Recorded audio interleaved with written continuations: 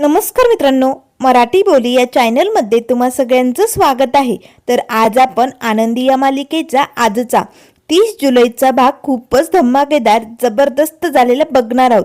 कारण मालक साहेबांच्या पाठीशी खंबीरपणे उभी राहणाऱ्या आनंदीच्या हस्ते मालक साहेबांना ग्लोबल आयकॉनचा पुरस्कार भेटलेला आपल्याला बघायला मिळणार आहे। तर आजच्या भागामध्ये सुरुवातीलाच आता मालक साहेबांवरती सगळे मीडियावाले तुटून पडलेले असतात, कारण या विद्याधरने त्यांच्यावरती पैसे फेकलेले असतात ना। त्यामुळे आता हे सगळे मीडियावाले मालक साहेबांना इंग्लिशमधनं प्रश्न विचारायला सुरुवात करतात। त्याच वेळेस आनंदी आता माईंच्या सांगण्यानुसार मालक साहेबांच्या दिशेने निघालेली असते। पण त्याच वेळेस आता इकडनं लगेच आता माई म्हणू लागतात, हॅलो आनंदी, आनंदी अगं आवाज येतोय का? पण आता लगेच बापू म्हणू लागतात, अगं काय झालंय, आनंदीपर्यंत आवाज पोहोचत नाहीये का? तेव्हा माई म्हणू लागतात, अहो बहुतेक या इयरफोनची ना चार्जिंग संपली। अरे बापरे, आता काय करायचं?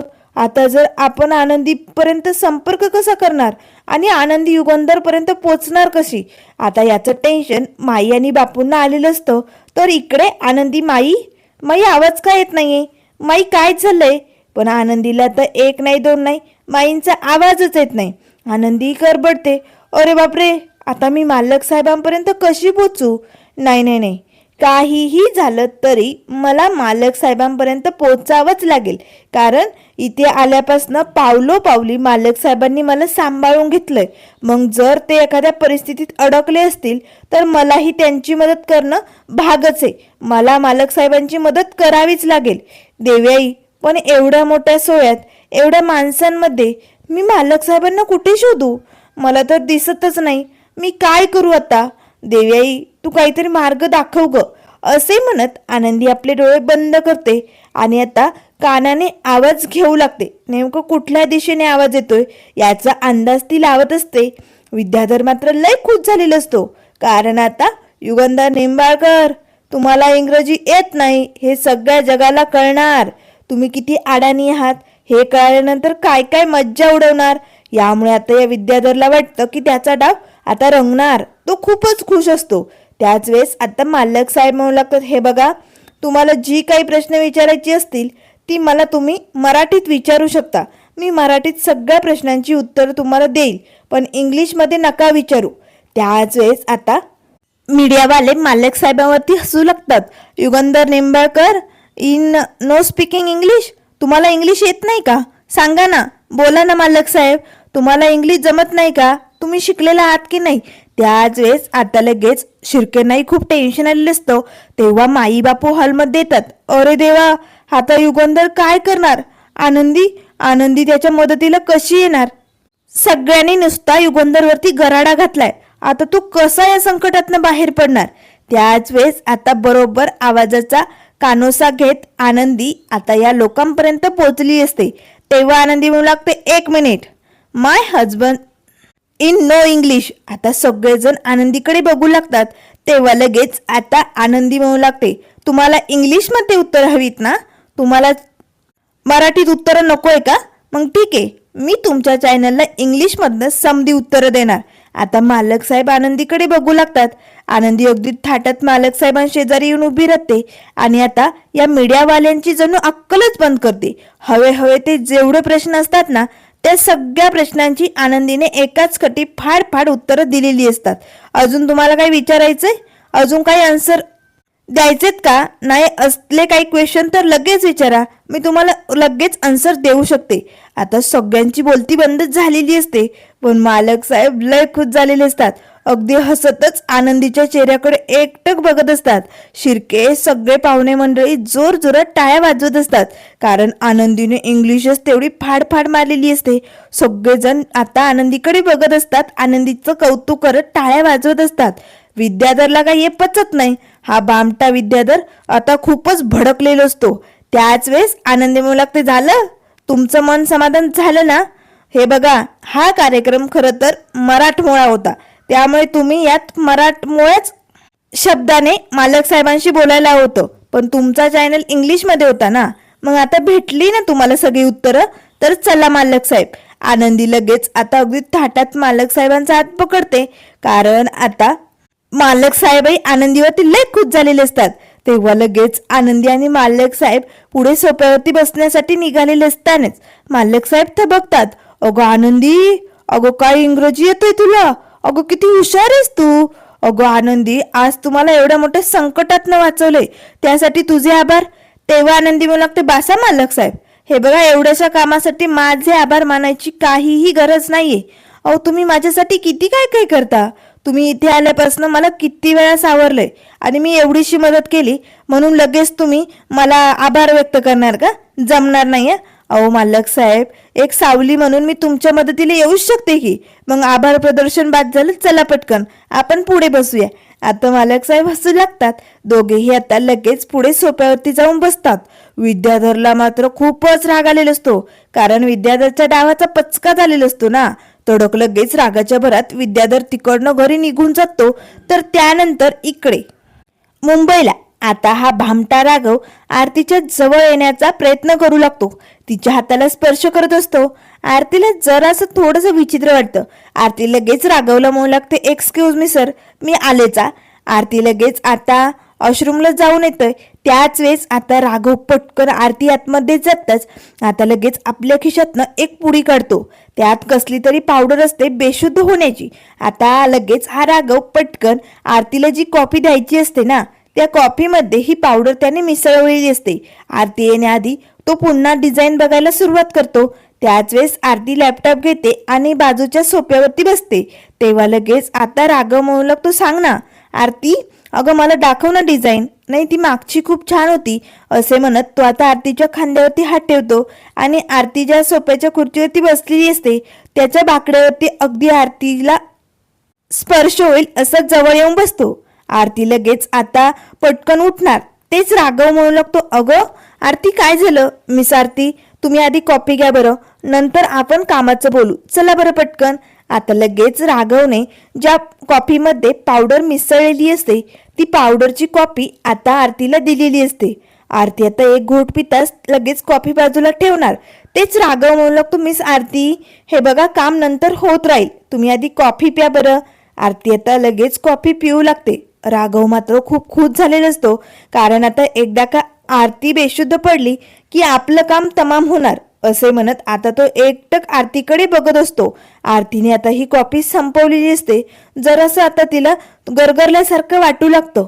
तेव्हा लगेच आता राघव म्हणू लागतो, मिस आरती काय होतंय तुम्हाला? मिस आरती काही होतंय का? आरती लगेच उठून बाजूला जाते. पाण्याची बॉटल असते, आता लगेच ती पाणी पिऊ लागते. हा राघव लगेच आरतीच्या पाठोपाठ येतो. मिस आरती तुम्हाला काही होतंय का? आरती मात्र गडबडते, कारण हा सारखा तिला स्पर्श करण्याचा प्रयत्न करत असतो. तर इकडे आता पृथ्वी रूमवरती येत असतानाच मितालीला कॉल करतो. हॅलो मिताली, अगं कशी आहेस तू? प्रांजल ठीक आहेस ना? तेव्हा मिताली म्हणू लागते, हो दादा मी ठीक आहे, प्रांजल ठीक आहे. अरे पण तुझं काय चालू आहे? तेव्हा पृथ्वी म्हणू लागतो, काही नाही ग, रूमवरतीच चाललोय मी. बरं तू बाबांचा सोहळा बघितला का? अगं बाबांना एवढा मोठा अवॉर्ड फंक्शनच्या सोहळ्यात ग्लोबल आयकॉनचा पुरस्कार भेटतोय आणि आपण खरंच बघत नाहीये, तू बघितलंय का? त्यावर लगेच मिताली म्हणू लागते, दादा अरे कसं बघणार, इकडे ना नेटच चालत नाहीये. खरंच मी खूप ट्राय केला तो सोहळा बघण्याचा, पण जमलंच नाही रे, मला पण नाही बघायला भेटला. त्यावर लगेच आता पृथ्वी म्हणू लागतो, हो ना सर्व्हर डाऊन आहे ना, सगळीकडे लाईव्ह सोहळा दिसतोय ना, कदाचित टीव्हीवरती छान दिसत असेल, पण मी माईंना सांगितलंय मिताली सगळं काही सेव्ह करून घ्या म्हणून, म्हणजे कसे आपण घरी गेल्यानंतर निवांत आपल्या बाबांचा हा सोहळा बघू शकतो. त्यावर लगेच मिताली म्हणू लागते, दादा खरंच किती आनंदाचा क्षण येणार आहे. आज जर आपली आई असती तर किती नटून थटून आपल्या बाबांबरोबर या सोहळ्यात गेली असती की नाही. मला आईची खूप आठवण आली. तेव्हा पृथ्वी म्हणू लागतो, हो ना, आज जर आई असती तर किती आनंदात असती ना, आणि बाबांनाही किती भारी वाटलं असतं, तेही किती खुशमध्ये गेले असते. आज एकटे पडले असतील ना, तिकडे त्यांच्या सोबतीलाही कोणी नसेल. त्यावर लगेच मिताली म्हणू लागते, हो ना सगळं काही ठीक आहे, पण आपली आई आपल्यासोबत नाही. तेव्हा पृथ्वी म्हणू लागतो, मिताली काळजी करू नको, आई नाही म्हणून काय झालं बाबांबरोबर, आपण आहोत ना त्यांच्या साथीला, आपण त्यांची साथ नक्की देणार. बरोबर दादा, अरे मला विचारायचंच राहिलं, तुझी मीटिंग कशी झाली? प्रांजलची तब्येत अचानक बिघडली त्यामुळे मला तिकडे येता आलं नाही, पण मीटिंग व्यवस्थित झाली ना? तेव्हा पृथ्वी म्हणू लागतो, काळजी करू नको मिताली, अगं मीटिंग खूप छान झाली आणि आपल्याला मोठी ऑर्डर पण मिळाली. तेव्हा लगेच मिताली म्हणू लागते, वा, मग एकच नंबर काम झाला दादा. बरं आरतीचे डिझाईन आवडले ना तिकडे क्लायंटला? तेव्हा लगेच आता पृथ्वी म्हणू लागतो, हो, ते बिंडोक आरतीचे डिझाईन आवडणारच. तेव्हा मिताली म्हणू लागते, अरे काय झालं आता, तू बिंडोक का बोलतो तिला? त्यावर पृथ्वी म्हणू लागतो, अगं तिला जरा पण अक्कल नाहीये. अगं तो राघव नाही का क्लायंट, तो तिला फ्लर्ट करत होता आणि तिच्या जवळ जाण्याचा प्रयत्न करत होता, पण या मुलीला कळेल तेव्हा ना, एक नंबरची बिंडोक. तेव्हा लगेच मिताली म्हणू लागते, दादा अरे साधी मुलगी रे, गावाकडे राहिली ती, तिला नाही कळत रे लोकांचे हावभाव राणीमान. अरे पण तू समजून घ्यायचं ना, तू होता ना तिकडे. त्यावर लगेच पृथ्वी म्हणू लागतो, हो मी होतो आणि मी तिला सक्त मनाई केली, त्या राघवपासून दूर राहा सांगितलंय. तेव्हा लगेच मिताली म्हणू लागते, बरं झालं तू तिच्या साथीला राहा, म्हणजे तिला कळेल रे, तिला एवढी काही समजू पण नाहीये रे, ती गावात राहिली ना मुलगी, त्यामुळे तू तिला समजून घे. आणि हो, मुंबईची फेमस पावभाजी तुला माहितीये ना, मग आरतीसाठी रूमवरती जाताना ती पावभाजी घेऊन जा, तिला बरं वाटेल, तिला खूप आवडेल. तेव्हा पृथ्वी म्हणू लागतो, चालेल, नक्की घेऊन जाईल. तेव्हा मिताली म्हणू लागते, बरोबर ठेव, आता मला ना खूप अर्जंट काम आहे. आता लगेच पृथ्वी फोन बंद करतो आणि रूमकडे निघालेलो असतो. तर इकडे आता सोहळ्यामध्ये मालक साहेब आणि आनंदी सोफ्यावरती बसलेले असतात. तर आता खऱ्या अर्थाने अवॉर्ड फंक्शनचा आनंदाचा क्षण जवळ आलेला असतो. तेव्हा लगेच आता माईकमध्ये पुकारलं जातं, अँकरिंग सुरू झालेली असते. चला, आजच्या या सोहळ्याचा ग्लोबल आयकॉनचा खरा मानकरी यांना हा आनंदाचा क्षण अगदी उत्साहात साजरा केला जाणार आहे. त्यांचं लवकरच स्टेजवरती आगमन होणार आहे. मालक साहेब आनंदी लय खुश असतात. तेव्हा आनंदी म्हणू लागते, मालक साहेब अखेर तो क्षण आला, आता तुम्हाला एवढा मोठा सोहळा, एवढा मोठा पुरस्कार भेटणार आहे. मालक साहेब खूप भारी वाटतंय ना? तेव्हा मालक साहेब म्हणू लागतात, हो आनंदी, साधा सुद्धा पुरस्कार नाहीये, खूप मोठा पुरस्कार भेटणार आहे. तेव्हा आनंदी मनाशीच म्हणू लागते, थँक्यू समिधाताई, हे सगळं ना फक्त तुमच्यामुळे होतंय, तुमच्या आशीर्वादामुळे, तुमच्या पुण्याईमुळे, आणि तुमचं मालक साहेबांवरती खूप प्रेम आहे ना, म्हणून मालक साहेब एवढ्या उंचीवर पोहोचले गेलेत. त्यामुळे समिधाताई, तुमचा आशीर्वाद, तुमची पुण्याई सतत मालक साहेबांसोबत अशीच राहू द्या, अशी विनवणी आता आनंदी समिधाताईकडे करू लागते. आनंदी खूप खुश असते. तर इकडे मात्र आता हा विद्याधर खूपच भडकलेलो असतो. संध्याकाळची वेळ झालेली असते. विद्याधर आता हवेलीत येतो. आपल्या रूममध्ये येताच भडकलेला विद्याधर सारखा एरझरे घालू लागतो. तेव्हा धनी म्हणू लागते, अहो काय झालंय, तुम्ही एवढा का भडकलायत? तेव्हा लगेच आता विद्याधर म्हणू लागतो, धने तू निघा, डोक्याचं पाणी करू नको, धने तू निघ. तेव्हा लगेच आता धनी म्हणू लागते, हो, तुमच्यासाठी मस्त आल्याचा गरम चहा करून आणू का, तुम्हाला बरं वाटेल. तेव्हा विद्याधर म्हणू लागतो, ढोस तू चहा तोच, मला नकोय, तू निघ इकडनं. तेव्हा लगेच आता धनी म्हणू लागते, मग मी तुमच्यासाठी पाया सूप आणते तुमच्या आवडीचं. तेव्हा विद्याधर म्हणू लागते, बाई, अगं तुझ्या पाया पडू का? अगं नकोय, मला काहीही नकोय, तू निघ इकडनं. त्या आनंदीला काय वाटलं, ती जिंकली आणि मी हारलो, लय उड्या मारायली काय, त्या आनंदीला दाखवणारच. त्यावर लगेच आता धनश्री म्हणू लागते, हो, अहो जरा शांत व्हा ना, एवढी चिडचिड नका करू. हे बघा, मला माहिती तुमची एवढी चिडचिड त्या आनंदीमुळे होतंय ना, कारण ती चुकीची आहे, पण तरी सगळे तिचाच उदो उदो करतात. पण हे बघा, तुम्ही काळजी करू नका, अहो एक दिवस तुमचा नक्की येईल, त्या दिवशी त्या आनंदीची हार होईल आणि विजय फक्त तुमचा असेल. असा एक दिवस नक्की असेल बरं का, तो दिवस लवकर येईल, तुम्ही नका टेन्शन घेऊ. त्यावर विद्याधर म्हणू लागते, धने, तू माझ्या जखमेवरती मीठ चोळायली का? तुला काय वाटलं, माझी सहानुभूती करून तू काय करून सिद्ध करणार आहे? हे बघ, या विद्याधरला सहानुभूतीची गरज नाहीये. विद्याधर निंबाळकर, मी एवढं लक्षात ठेव, चाल निघ इकडनं. तेव्हा धनी म्हणू लागते, असं काय करताय तुम्ही माझ्यावरती का ओरडता? हे बघा, मी तुमच्या भल्यासाठी विचार करूनच बोलत होते, तुम्हाला बरं वाटावं म्हणून म्हणत होते. तेव्हा विद्याधर म्हणू लागते, मला लेच्या पेच्या समजलाय का तू? मला कुणाच्याही सहानुभूतीची गरज नाहीये. आणि त्या आनंदीला काय वाटलं, एवढा मोठ्या सोहळ्यात तिचं कौतुक झालं, तिचा उदो उदो झाला म्हणून ती जिंकली, पण आता नाही, आता बस, असे म्हणत विद्याधर पटकन आपल्या खिशातनं मोबाईल काढतो आणि लगेच आता अर्जंट फोन लावतो. मला आत्ताच्या आत्ता 3 फ्लाईटची तिकीट बुक करायची लगेच अर्जंट. आता धनीला धक्का बसतो. 3 तिकीट लगेच बुक करायची? अहो पण कशासाठी? तेव्हा विद्याधर म्हणू लागतो, त्या आनंदीला काय वाटलं? एवढ्या मोठ्या सोहळ्यात जाऊन तिचं कौतुक झालं, ती जिंकली म्हणून ती उड्या मारणार? एकदा का तिला घरी येऊ दे, मग या निंबाळकरांच्या घरात असा मोठा धमाका करणार आहे ना, असा मोठा राडा करणार आहे ना, की त्या आगीच्या धुरानेच त्या आनंदीचं अस्तित्व जळून खाक होणारे, असा डाव टाकणारे. आता लगेच धनी म्हणू लागते, अहो पण तुम्ही करणार काय आहात? त्यावर विद्याधर म्हणू लागते, ए काळ्या तोंडाचे, तू गप्प बैसा. ए बघ, खरं तर मी तुला माझा प्लॅन सांगितला होता ना, या सोहळ्यात मी काय करणार आहे काय नाही करणार आहे, त्यामुळेच माझा प्लॅन फ्लॉप झालाय. अगं 1 नंबरची काळ्या तोंडाची तुला जर काही सांगितलं ना ते सक्सेसफुल होतच नाही. त्यामुळे आता तर निंबाळकरांच्या हवेलीत मोठा धमाका होणार आणि त्याचा ब्लास्ट सगळीकडे गाजणार. असे म्हणत आता विद्याधर लय खुश झालेला असतो. तर त्यानंतर इकडे आता आरतीला अगदी गरगरल्यासारखं होत असतं. ती आता पाणी पित असते. तेव्हा लगेच आता आरती म्हणू लागते, हे बघा राघव सर, तुम्ही आता जाऊ शकता. आपण ना या डिझाईन बद्दल नंतर बोलूया, चालेल? तेव्हा लगेच राघव पटकन आता आरतीचे हात पकडतो. आरती, अगं तुला बरं वाटत नाहीये ना, मग मी इकडनं जाऊन कसं जमेल? मी तुला अशा परिस्थितीत एकटा सोडून जाऊ का? नाही आरती, तू बैस बरं बेडवरती. तो लगेच आरतीला बेडवरती बसवतो आणि आरतीचे घट्ट हात पकडतो. आरतीला आता लगेच याच्यावरती डाऊट आलेला असतो. तेव्हा आरती पटकन राघवच्या हातनं हात सोडते. हे बघा सर, तुम्ही जा इकडनं, प्लीज जा. त्यावर लगेच राघव म्हणू लागतो, नाही आरती, असे म्हणत तो तिच्या तोंडावरनं हात फिरू लागतो. आरतीला अगदी आता खूपच चक्कर आल्यासारखं होतं. ती धपकन बेडवरती खाली पडते. आता मात्र हा राघव लय खुश होतो. मिस आरती, आपल्याला डिझाईन बद्दल बोलायचंय ना, उठा मिस आरती, असे म्हणत आता हा राघव आरतीच्या तोंडावरनं हात फिरवू लागतो. त्याच वेळेस आता हा राघव लय खुश होतो, कारण आरती आता बेशुद्ध पडलेली असते.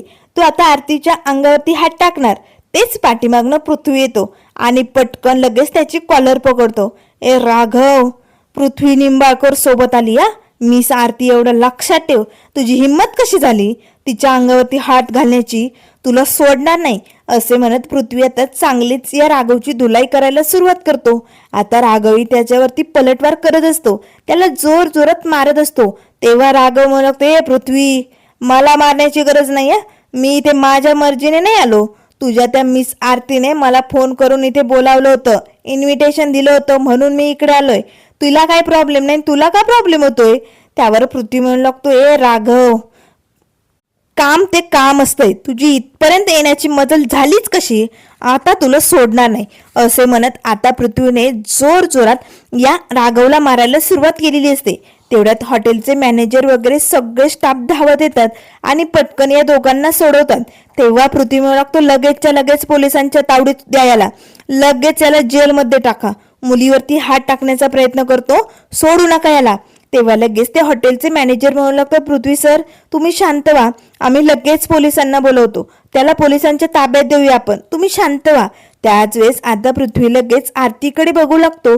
आरती आता बेडवरती बेशुद्ध अवस्थेत पडलेली असते. तर इकडे आता मालक साहेबांना स्टेजवरती बोलावलेलं असतं. मालक साहेब स्टेजवरती जातात. तेव्हा लगेच आता अँकरिंग सुरू असते. हा मानकरी खूप साधा सुद्धा नसतो, जगातला खूपच मोठा पुरस्कार आहे ग्लोबल आयकॉनचा, आणि याचे मानकरी आहे युगंधर निंबाळकर. आत्ताच आता युगंधर निंबाळकर म्हणजे मालक साहेबांचं स्टेजवरती आगमन झालंय. मालक साहेबांसाठी सगळेजण जोर जोरात टाळ्या वाजवायला सुरुवात करतात. आनंदीलाही खूप भारी वाटतं, पण आता आनंदीला मालक साहेबांच्या चेहऱ्यावरती काय हावभाव आहे हे जाणून घ्यायचं असतं ना, तिला दिसत नाही. एकतर या इयरफोनचे आत्ताच बॅटरी डाऊन झाली. जर माईंशी मी बोलू शकले असते तर माईंना मी विचारलं असतं, मालक साहेब कसे दिसतं स्टेजवरती, किती आनंदात आहे. पण छे बाबा, आता हे सगळं होणारच नाही. बरं जाऊ द्या, मी या आनंदाचा क्षण इकडनंच लांबनं अंदाज घेऊन बघणार, असे म्हणत आनंदी हसतच मालक साहेबांकडे एकटक बघत असते. तर त्यानंतर आता इकडे आता या भडकलेल्या शिल्पाने बॅग भरायला सुरुवात केलेली असते, कारण युगंधर फोनवरती तिला काय काय बोललेलं असतो हे सगळे क्षण तिला आठवू लागतात. त्या क्षणात आता लगेच जे जे काही आठवत असतं त्या सगळ्या घाईघाईत हिचे कपडे आता जोरजोरात भरण्याचं काम चालू असतं. तेवढ्यात लगेच बापू येतात. शिल्पा शिल्पा अगं हे सगळं राहू दे, तू चल पटकन हॉलमध्ये. अगो लय आनंदाचा क्षण बघायचाय तुला, चल पटकन. तेव्हा शिल्पा म्हणू लागते, बापू मला काहीही बघायचं नाहीये, मी चालले हे घर सोडून. तेव्हा बापू म्हणू लागतं, शिल्पा आता हे नवीन काय?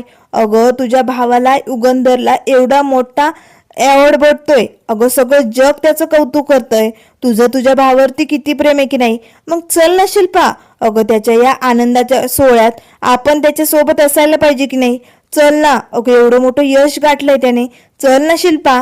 त्यावर शिल्पा म्हणू लागते, भेटू दे, त्याला भेटतोय ना अवॉर्ड, मला त्याचं काहीही पडलेलं नाहीये, त्याला त्या आनंदीचा लय पुळकाय ना, मग मी आता घर सोडून जाणार. त्यावर बापू म्हणू लागतं, शिल्पा असं काय करते तू? अगं युगंधर तुझा लाडका भाऊ आहे, त्याचा एवढा मोठा कार्यक्रम तू बघणार नाही का? चल ना शिल्पा. आता बापू लगेच शिल्पाचा हात पकडतात आणि तिला ओढतच इकडे हॉलमध्ये घेऊन येतात. तर आता शाल श्रीफळ देऊन मालक साहेबांचा सत्कार केलेला असतो. मालक साहेबांचं स्टेजवरती कौतुक चालू असतं. शिर्केंनाही खूप आनंद झालेला असतो. त्याच वेळेस आता ही शिल्पा हॉलमध्ये येते. आता मालक साहेबांना अवॉर्ड भेटणार हे सगळे क्षण बघून शिल्पाईच्याही चेहऱ्यावरती जराशी स्माईल येते. आता शिल्पाही बघू लागते. तेव्हा लगेच माई मिळू लागतात, बघ शिल्पा, अगं डोळे भरून बघ, निंबाळकरांच्या घराण्यात एवढा मोठा अवॉर्ड भेटतोय. खरंच पोराने नशीब काढलं ग, युगंधरला कधी एकदा हा अवॉर्ड भेटतोय असं झालं होतं. खरंच या अवॉर्डचा खरा मानकरी आपला युगंधर शोभतो बरं का, असे म्हणत आता माई आणि बापू मालक साहेबांचं कौतुक करू लागतात. त्याच वेळेस आता लगेच इकडे अवॉर्ड फंक्शन मध्ये आता जे अँकरिंग करणारे असतात ना, ते म्हणू लागतात, चला तर प्रत्येक यशस्वी पुरुषामागे एक खंबीरपणे पाठीशी उभी राहणारी साथ देणारी स्त्री असते आणि युगंधर निंबाळकर म्हणजे मालक साहेबांच्या पाठीशी खंबीरपणे उभी राहणारी त्यांची धर्मपत्नी आनंदी, मिस आनंदी निंबाळकर यांच्या हस्ते मालक साहेबांना हा ग्लोबल आयकॉनचा पुरस्कार देण्यात येणार आहे. आता सगळे कडाकून टाळ्या वाजू लागतात, पण आनंदीला धक्का बसतो, माझ्या हस्ते. तेव्हा आता शिल्पा इकडनं म्हणू लागते, मला हे बघायला जमणार नाही. बघितलं माई, त्या आनंदीच्या हस्ते पुरस्कार भेटणारे युगंधरला. त्यावर लगेच माई म्हणू लागतात, थांब शिल्पा, अगं पुढे तर खरी गंमत आहे, तुला हे बघावं लागेल शिल्पा, थांब. त्याच वेळेस आता लगेच अँकरिंगवाले आनंदीला पुकारू लागतात, मिस आनंदी निंबाळकर तुम्ही लवकर स्टेजवरती या. पण आनंदी काही जागेवर उठत नाही. अरे देवा, मी कसा देणार मालक साहेबांना हा पुरस्कार? नाही नाही नाही, खूप मोठ्या प्रतिष्ठित व्यक्तीच्या हस्ते मालक साहेबांना हा पुरस्कार मिळायला हवा. माझी तर लायकी सुद्धा नाहीये, मी एक गोरगरीब साधी मुलगी, आणि मी कसा मालक साहेबांना हा पुरस्कार देऊ शकते? आणि मी तर स्टेजपर्यंत जाऊ पण शकत नाहीये, हे शक्य नाहीये. त्याच वेळेस मालक साहेब म्हणू लागतात, आनंदी आनंदी अगं ये ना स्टेजवरती. काय झालंय आनंदी? आनंदी आता गोंधळून गेलेली असते. तर त्यानंतर मित्रांनो पुढील भागामध्ये मालिकेत वेगळाच ट्विस्ट आलेला आपल्याला बघायला मिळणार आहे. कारण या विद्याधरने फ्लाईटची 3 तिकीटं बुक करून मालक साहेबांच्या 3ही मुलांना हवेलीत बोलावून घेतलेलं असतं. आता ग्लोबल आयकॉनचा पुरस्कार घेऊन आनंदाच्या भरात जोडीने मालक साहेब आणि आनंदी हवेलीत येताच आता 3ही मुलांनी मोठा राडा घातलेला आपल्याला बघायला मिळणार आहे. आता पृथ्वी, मिताली आणि प्रांजल या तिघांसमोर मालक साहेबांचं आणि आनंदीचा लग्नाचं सत्य उभं झालेलं आपल्याला बघायला मिळणार आहे. आता हा सगळा डाव या विद्याधरचा. पण मात्र आता मालक साहेबांना या विद्याधरचा डाव कसा समजणार? निंबाळकरांच्या घरात आग लावणाऱ्या या विद्याधरला पुढे काय शिक्षा होणार, काय काय होणार, हे सगळं आपल्याला बघायला मिळेल. त्यामुळे मित्रांनो, अशाच मालिकेंच्या अपडेट पाहण्यासाठी चॅनलला लाईक करा, सबस्क्राईब करा. व्हिडिओ पाहिल्याबद्दल धन्यवाद.